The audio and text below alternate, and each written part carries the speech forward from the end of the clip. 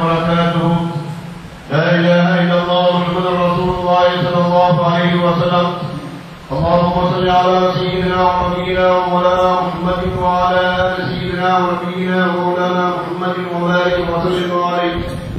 سيد العرب والعجم إمام المسلم والحديث والقلم سيدنا ونبينا ومولانا محمد يا رب زده شرفا وكرما ومغالبة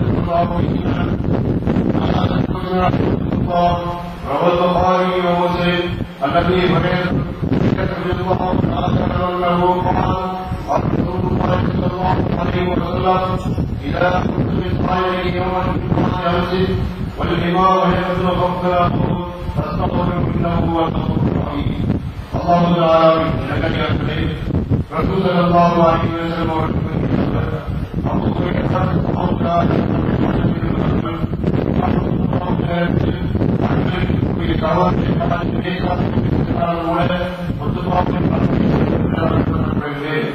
ஆகவே ஒரு பாடங்களை கேட்கொள்வார்கள்.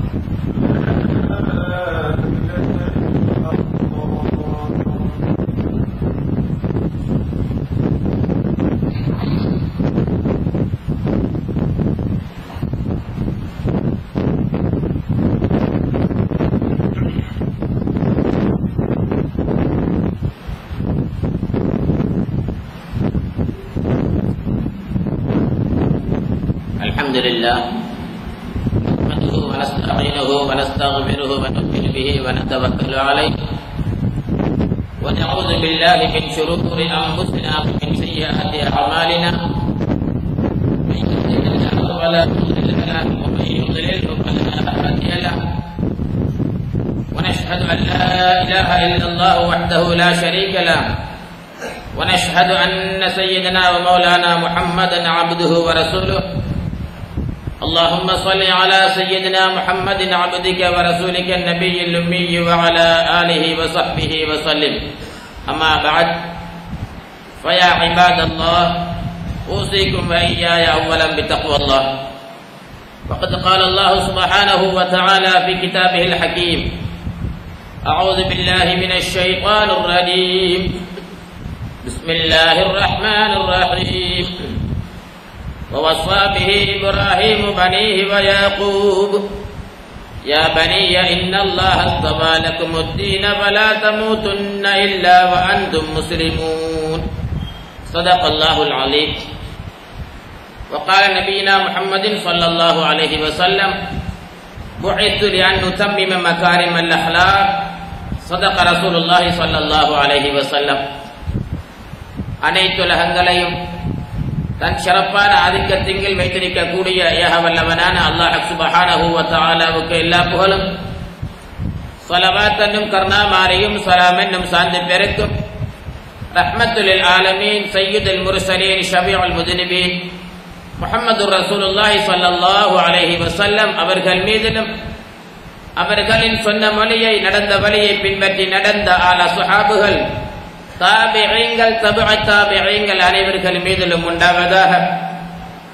ரப்புல் இஸ்ஸத் தபாரக வ தஆலா நாமெல்லாம் வாழக்கூடிய குறுகிய காலத்திலே எந்தெந்த சிறப்பான நாட்களை வைத்திருக்கிறானோ அந்த நாட்களிலே மிக மேன்மையான ஒரு நாளாகிய வெள்ளிக்கிழமை, அந்த சிறப்புமிக்க நாளை ஹயாத்தாக்கும் நோக்கோடு அவனுடைய இல்லமான மஸ்ஜிதிலே வந்திருக்கக்கூடிய அல்லாஹ்வுடைய நல்லடியார்களே, ரப்புல் ஆலமீனான அல்லாஹ் சுப்ஹானஹு வ தஆலா நம்மளுடைய குறுகிய கால வாழ்க்கையிலே எந்தெந்த காரியங்களின் மூலமாக அவனுடைய ரஹ்மத்தை கிடைக்கும் என்று சொல்லி எங்களுக்கு சொல்லி வைத்திருக்கிறானோ அந்த மேலான ரஹ்மத்தை பெறக்கூடிய அருமையான காரியங்களை சீரான முறையிலே செய்து கொள்ளுமாறும், எந்த விடயங்களை தவிர்த்து நடப்பதன் மூலமாக நாமெல்லாம் அவருடைய ரஹ்மத்துக்குள்பட்ட மக்களாக ஆக முடியும் என்று சொல்லி எங்களுக்கு சொல்லி வைத்திருக்கிறானோ அந்த எச்சரிக்கப்பட்ட விளக்கப்பட்ட காரியங்களை தவிர்த்து நடக்குமாறு ஆரம்பமாக எனக்கும் இரண்டாவதாக உங்களுக்கும் நான் நல்ல உபதேசம் செய்து கொள்கின்றேன். அல்லாஹ் சுப்ஹானஹு வ தஆலாவுடைய நல்லடியார்களே, அருமையான இஸ்லாமிய சகோதரர்களே, ஏக வல்லவனான அல்லாஹ் சுப்ஹானஹு வ தஆலா அறியக்கூடிய இந்த உலகத்திலே பல கோடி சிருஷ்டிகளை படைத்திருந்தாலும் கூட ரப்புல் இஸ்ஸத் தபாரக வ தஆலா மனிதனாகிய எங்களை ரொம்ப உயர்ந்த நிலைமையிலே படைத்து வைத்திருக்கிறார். எல்லா வகையிலும் ரப்புல் இஸ்ஸத் தபாரக வ தஆலா எங்களுக்கு உயர்வாகவே ஆக்கி வைத்திருக்கிறார். ஒரு மனிதனுடைய வாழ்க்கையிலே அமலுடைய தன்மையாக இருந்தாலும் உயர்வு இருக்கிறது. ஒரு குடும்ப வாழ்வாக இருந்தாலும் ரப்புல் இஸ்ஸத் தபாரக வ தஆலா சிறப்பை வைத்திருக்கிறார். யகூனு ஃபுகரா யுக்னிஹுமுல்லாஹ். ஒரு மனிதன் ஏழ்மையான நிலைமையிலே இருக்கிறான், அவனுக்கு திருமணம் செய்ய வேண்டிய ஒரு ஆசை இருக்கிறது, குடும்ப வாழ்க்கையை செய்ய வேண்டும் என்ற ஒரு நோக்கம் இருக்கிறது, தன்னால செய்ய வேண்டும் என்ற முடியும் என்ற ஒரு உறுதியும் இருக்கிறது. யுக்னிஹுமுல்லாஹ், ரப்புல் இஸ்ஸத் தபாரக வ தஆலா அவனுடைய உறுதியான எண்ணத்தின் காரணமாக அவன் ஏழ்மை நிலையில இருந்தாலும் ரப்புல் இஸ்ஸத் தபாரக வ தஆலா அவனுக்கு உயர்வான நிலைமையை நிக்காஹின் மூலமாக கொடுக்கிறான் என்ற கருத்தை அல்லாஹ் சுப்ஹானஹு வ தஆலா புனிதமான குர்ஆனின் மூலமாக சொல்லி காட்டுகிறான். இப்படியாக நம்முடைய அனைத்து காரியங்களையும் ரொம்ப உயர்வான நிலைமையிலே ஆக்கி வைத்த ரப்புல் இஸ்ஸத் தபாரக வ தஆலா ஒரு மனிதனுக்கு எந்தெந்த தேவைகள் இருக்கிறதோ அத்தனை தேவைகளுக்குமான ஏற்பாடுகளை ஒரு பாரிய நிலைமையிலே வைத்திருக்கிறார்.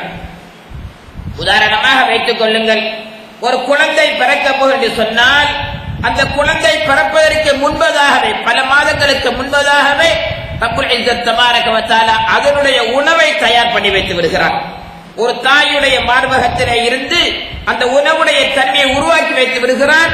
ஒரு குழந்தை பிறப்பதற்கு முன்பதாகவே இருந்து ஒரு குழந்தை பிறந்து விட்டது என்று சொன்னால் அந்த குழந்தைக்கு தேவையான ஆகாரங்களை மரம் செடி கொடியின் மூலமாகவும் வயல்கள் மூலமாகவும் ஏனைய பல விடயங்களின் மூலமாகவும் ரப்புல் இஸ்ஸத் தபாரக வ தஆலா உணவுடைய தேவைகளை நாம் நிறைவு செய்து கொள்வதற்காக வேண்டி ஒரு பாரிய முறையிலே ரப்புல் இஸ்ஸத் தபாரக வ தஆலா ஆக்கி வைத்திருக்கிறார். இப்படியான ஒரு சிறப்பான நிலைமைகளை ஆக்கி தந்த அந்த அல்லாஹ் சுப்ஹானஹு வ தஆலா நம்மிடத்திலே இருந்து எதிர்பார்க்கக்கூடிய ஒரு பெரிய அமைப்பு என்னவென்று சொன்னால், அவன் எதை எதிர்பார்க்கின்றான் என்று சொன்னால், அவன் எதிர்பார்க்கக்கூடிய அமைப்புகளில் ஒரு சிறப்பான அமைப்பு தான் எந்த படைப்புகளை உயர்வாக படைத்து வைத்திருக்கிறானோ அந்த மனிதனை மதிக்கக்கூடிய, இக்ராம் செய்யக்கூடிய, தாலீம் பண்ணக்கூடிய தன்மை என்னுடைய அடியாரத்தில் இருக்கிறதா, எந்த நிலைமையிலே அவன் மனிதனை கௌரவிக்கிறான் என்பதனை ரப்புல் இஸ்ஸத் தபாரக வ தஆலா மிக உன்னிப்பான முறையிலே பார்த்துக் கொண்டிருக்கிறான். நபியுல்லாஹி ஸல்லல்லாஹு அலைஹி வஸல்லம் சொன்னார்கள், மர்ம நாளையிலே நம்மளை பார்த்து அல்லாஹ் கேட்கிறான், இன்னி மரித்து, மனிதனே நான் உலகத்திலே வாழக்கூடிய காலத்திலே சுகவீனமுற்று இருந்தேன், நோயாளியாக இருந்தேன், என்னை நீ பார்க்க வரவில்லையே, பசியோடு இருந்தேன், எனக்கு நீ உணவு தரவில்லையே என்றெல்லாம் ரப்புல் இஸ்ஸத் தபாரக வ தஆலா நம்மிடத்திலே கேட்கிறான். நாங்கள் எல்லாம் கேட்கிறோம், அந்த ரப்புல் ஆலமீன் நீயே உலகத்தை படைத்து பரிபாலிக்கின்ற ரப்பாக இருக்கிறாய், அப்படி இருக்கத்தக்க நீ நோயாளியாக, பசியாளியாக, தாகத்தோடு சம்பந்தம் உள்ளவனாக எப்படி இருக்க முடியும் என்று சொல்லி நாங்கள் எல்லாம் கேட்கிறோம். அல்லாஹ் சுப்ஹானஹு வ தஆலா சொல்லுகிறான், மனிதனே, நான் இல்லாவிட்டாலும் நான் இரக்கத்தோடு படைத்தேனே என்னுடைய அடியான், அவன் உனக்கு தெரியும். சுகவீனமுற்று இருந்தான், பசியோடு இருப்பது உனக்கு தெரிந்திருக்கும், தாகத்தோடு கஷ்டப்படுகிறான் என்பதையும் நீ அறிந்து வைத்திருக்கிறாய். எப்பொழுதாவது போய் நீ சுகமா இருக்கிறியா, உன்னுடைய சுகத்துக்கு நான் என்ன செய்ய வேண்டும் என்று கேட்டது இருக்கிறதா என்று ரப்புல் இஸ்ஸத் தபாரக வ தஆலா எங்களை பார்த்து கேட்பதாக நபிகளார் ஸல்லல்லாஹு அலைஹி வஸல்லம் அவர்கள் சொல்லி வைத்திருக்கிறார்கள். ஆக ரப்புல் இஸ்ஸத் தபாரக வ தஆலா ஒரு மனிதனை மனிதன் மதிக்கின்ற தன்மை, ஒரு முஸ்லிமுடைய ஹக்கை பேணுகின்ற தன்மையை ரப்புல் இஸ்ஸத் தபாரக வ தஆலா நம்மிடத்திலே இருந்து மிக சிறப்பான முறையில் எதிர்பார்க்கிறார். நபிகள் நாதர் ஸல்லல்லாஹு அலைஹி வஸல்லம் இரண்டு வகையிலே அவருடைய கடமைகளை எங்களுக்கு சொல்லித் தந்திருக்கிறார்கள். நாம் எல்லாம் செய்ய வேண்டிய கடமைகளை இரண்டு முறையிலே சொல்லித் தந்திருக்கிறார்கள். ஒன்று ஹுகூகுல்லாஹ், அல்லாஹ்வுக்கு நாம் செய்ய வேண்டிய கடமை. இரண்டாவது ஹுகூகுல் இபாத், ஒவ்வொரு மனிதனும் தனக்கும் செய்ய வேண்டும், பிறருக்கும் செய்ய வேண்டியிருக்கிறது. பிறருடைய கடமைகளை பற்றியும் நாங்கள் மர்ம நாளிலே கேட்க இருக்கிறோம், அதை பற்றியும் நாங்கள் விசாரிக்கப்பட இருக்கிறோம். இப்படியாக நபிகள் நாதர் ஸல்லல்லாஹு அலைஹி வஸல்லம் அவர்கள் இரண்டு வகையிலே நம்மளுக்குரிய கடமைகளை சொல்லித் தந்திருக்கிறார். அந்த இரண்டாவது கடமையான ஹக்குல் முஸ்லிம், ஒரு முஸ்லிமுக்கு செய்ய வேண்டிய கடமை என்ன, ஒரு முஸ்லிமுடைய விடயத்தில் நாம் எப்படி நடந்து கொள்ள வேண்டும், நம்முடைய ஹயாத்திலே அதை பற்றியும் அல்லாஹ் மர்ம நாளிலே கேட்பான என்பதனை நபிகள் நாதர் ஸல்லல்லாஹு அலைஹி வஸல்லம் அவர்கள் மிக தெளிவான முறையில் அழகாக சொல்லி வைத்திருக்கிறார்.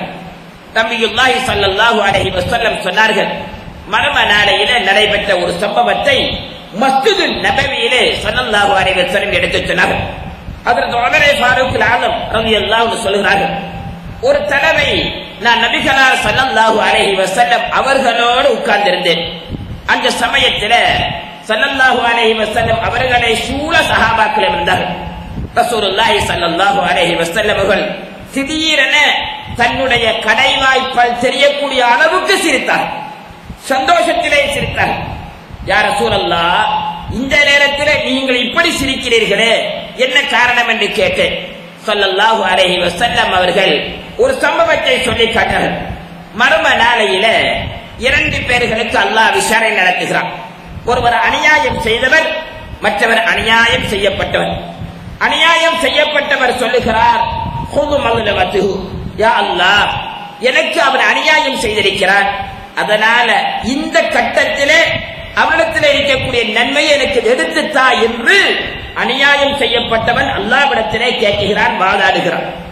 ரப்புல் இஸ்ஸத் தபாரக வ தஆலா சொல்லுகிறான், அநியாயம் செய்தவனே, உனக்காக வேண்டி என்ன செய்கிறது, இவன் வாதாடுகிறான், உனக்காக அவன் என்ன உன்னுடைய எதிராக வாதாடுகிறான், உனக்கிலே அவனுக்கு அநியாயம் செய்திருக்கிறாய், அதனால உன்னுடைய நன்மை அவனுக்கு கொடுத்துரு என்று சொல்லி அல்லாஹ்வுடைய தீர்ப்பு வருகிறது. அநியாயம் செய்தவன் என்ன செய்யறான் தெரியுமா, லைஸ லி ஹஸனத்துன் யா அல்லாஹ், எந்த விதமான நன்மையும் என்னுடைய பட்டோலே இல்லை யா அல்லாஹ், இந்த நிலைமையிலே நான் எப்படி நடந்து கொள்வது என்று சொல்லி கண்ணீரோடு சொல்லுகிறான். ரப்புல் இஸ்ஸத் தபாரக வ தஆலா அநியாயம் செய்யப்பட்டவரை பார்த்து சொல்லுகிறான், மனிதனே, அவனிடத்தில் இருந்து ஒரு நன்மை கூட இல்லையே, இப்ப எப்படி நடந்து கொள்கிறது அப்படி என்று சொல்லி ரப்புல் இஸ்ஸத் தபாரக வ தஆலா விடத்திலே இந்த அநியாயம் செய்யப்பட்டவன் சொல்லுகிறான், யா அல்லாஹ், அவனிடத்தில் எந்த விதமான நன்மையும் இல்லையா, நான் இரக்கத்தோடு சொல்லுகிறேன், அவனை அப்படி விட்டு விடுங்கள், என்னுடைய பாவத்தை நானே சுமந்து கொள்கிறேன், எனக்கு இருக்கக்கூடிய நன்மையை நான் எடுத்துக் கொள்கிறேன் என்று சொல்லி அவன் விட்டுக் கொடுக்கிறான். ஸல்லல்லாஹு அலைஹி வஸல்லம் இந்த விடயத்தை சொல்லுகின்ற பொழுது மௌனம் சாதித்தார்கள். கண்களிலே இருந்து கண்ணீர் வடிகிறது. சஹாபாக்கள் கவலையோடு முகத்தை பார்த்துக் கொண்டிருக்கிறார்கள். யா ரசூலல்லாஹ், ஏன் நீங்க கண்ணீர் வடிக்கிறீங்க, கவலையோடு இந்த சம்பவத்தை சொல்லுகிறீர்களே என்று சொன்ன பொழுது ஸல்லல்லாஹு அலைஹி வஸல்லம் சொன்னார்கள், அந்த மர்ம நாள் இருக்கு இல்லையா, ஒவ்வொரு மனிதனும் தன்னுடைய பாவத்தை யார் சுமந்து கொள்வா என்று ஏங்குகின்ற அந்த காலத்திலே இந்த மனிதன் அவன் பாவத்தை விட்டுவிட்டு என்னுடைய வாழ்க்கை எனக்கு போதும் என்று சொல்லி விட்டுக் கொடுத்தானே, இப்படியான மனிதனை நினைத்து நான் என்ன செய்கிறேன், ரொம்ப ஆச்சரியப்படுகிறேன், சந்தோஷப்படுகிறேன் என்ற கருத்தை நபிகளார் ஸல்லல்லாஹு அலைஹி